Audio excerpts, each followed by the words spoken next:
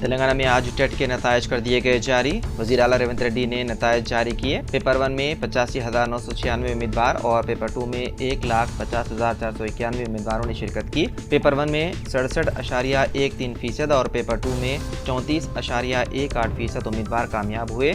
DSC के जरिए 11,062 असातिज़ा की जायदादों पर तकर्रुरात के लिए हुकूमत की जानिब से नोटिफिकेशन जारी किया गया। चारशंबे को टेट के नताइज के पेश नज़र मुंतखब होने वाले उम्मीदवारों को DSC लिखने की सहूलत फराहम करने के मकसद से रियासती हुकूमत ने DSC के लिए दरख्वास्तों के अदखाल की आखिरी तारीख में तोसी की है।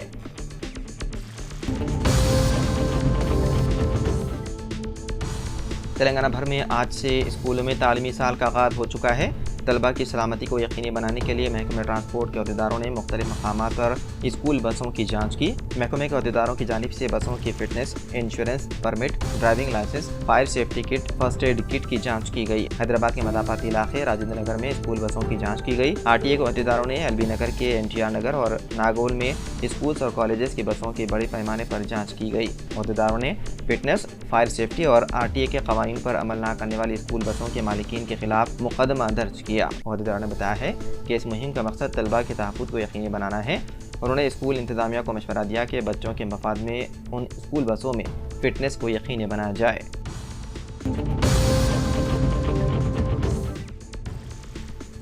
तेलंगाना के राजेंद्र सिलसिला ज़िले में पेश आए खौफनाक सड़क हादसे में 2 नौजवानों की हो गई मौत। यह हादसा आज जिले के पिदम्मा स्टेज के करीब उस वक्त पेश आया जब DCM वैन ने बाइक को टक्कर मार दी।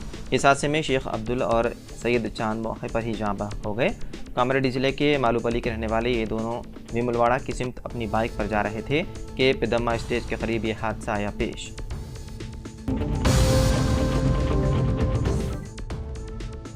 बकर ईद से ऐन क़ब्ल तेलंगाना हाई कोर्ट ने गैर कानूनी जानवरों के ज़िबाह पर रोक लगाने का किया मुतालबा। वाज़ेह है कि बकर ईद में एक हफ्ता से भी कम वक्त रह गया है।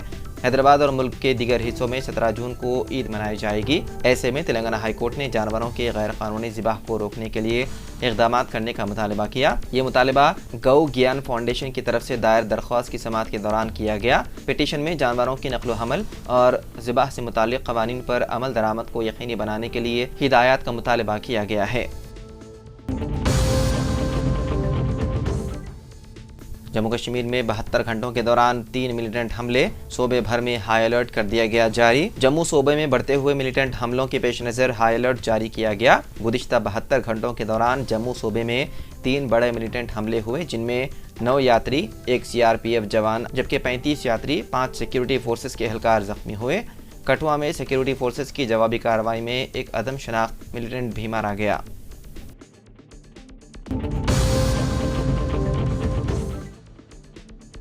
हुकूमत ने राशन कार्ड को आधार से जोड़ने की आखिरी तारीख में 3 माह की कर दी तोसी। मरकज़ी हुकूमत ने अवामी तरसीली निज़ाम यानी PDIS के तहत राशन लेने वाले मुस्तफ़ीदीन के लिए राशन कार्ड को आधार कार्ड से लिंक करने की आखिरी तारीख में 3 माह की तोसी कर दी।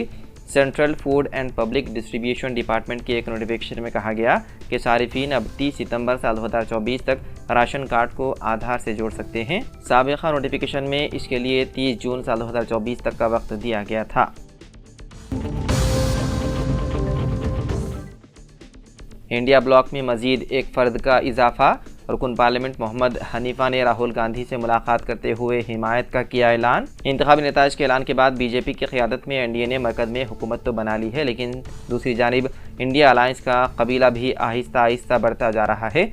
इंडिया अलायंस के इस कबीले में अब मजीद एक नए फ़र्द का इजाफा हुआ है। लद्दाख के नौमुंतखब आज़ाद रुकन पार्लियामेंट मोहम्मद हनीफा ने इंडिया अलायंस में शामिल होने का फ़ैसला किया। उन्होंने दिल्ली में कांग्रेस लीडर राहुल गांधी से मुलाकात करते हुए इंडिया अलायंस को अपनी हिमायत देने का ऐलान किया। मोहम्मद हनीफा की हिमायत के साथ ही इंडिया अलायंस के अरकान पार्लियामेंट की तादाद 237 हो गई है।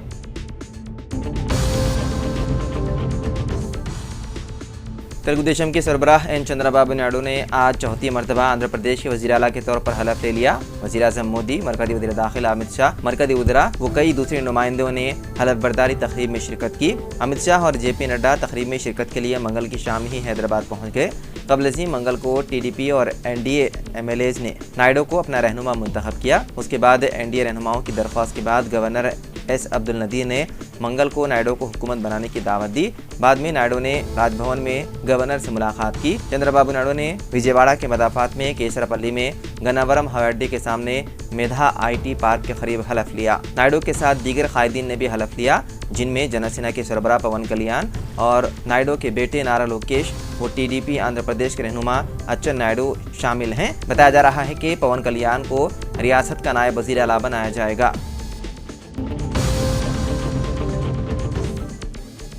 मुल्क के अगले army chief lieutenant general Upendra Dwivedi होंगे। वो इस वक्त डिप्टी आर्मी चीफ के ओहदे पर खिदमत अंजाम दे रहे हैं।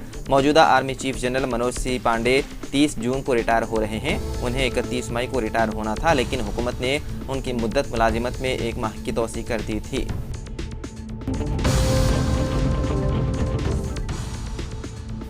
तेलंगाना में 2 साला B.Ed कोर्स में दाखिलों के लिए मुनक़िदा EdSET साल 2024 के नताइज भी जारी कर दिए गए। State council for higher education के चेयरमैन R. लंबाद्री और महात्मा गांधी यूनिवर्सिटी के incharge vice chancellor Naveen Mittal ने मुश्तरका तौर पर TG college of higher education hall Masab Tank Hyderabad में EdSET के नताइज जारी किए। उन्होंने बताया है कि 90 से 96% उम्मीदवारों ने EdSET इम्तिहान पास किया।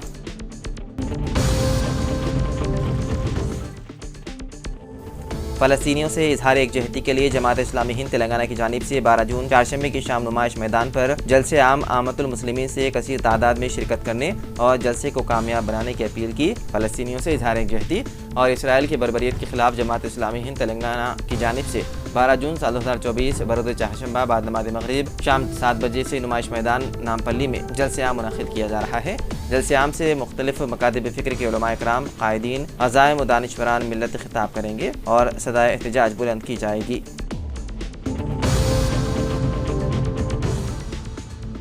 उत्तर प्रदेश के ज़िले हरदोई में रेत से भरा ट्रक उलट गया। इस हादसे में एक ही ख़ानदान के 8 अफराद की हो गई मौत, जबकि एक शख्स शदीद ज़ख्मी हो गया। यह हादसा मंगल की देर रात पेश आया। ट्रक उलटने के बाद सड़क के किनारे रहने वाले पूरा ख़ानदान रेत के नीचे दब गया। जब तक रेत और ट्रक को हटाकर नीचे दबे लोगों को बाहर निकाला गया, 4 बच्चों समेत 8 अफराद की हो चुकी थी मौत।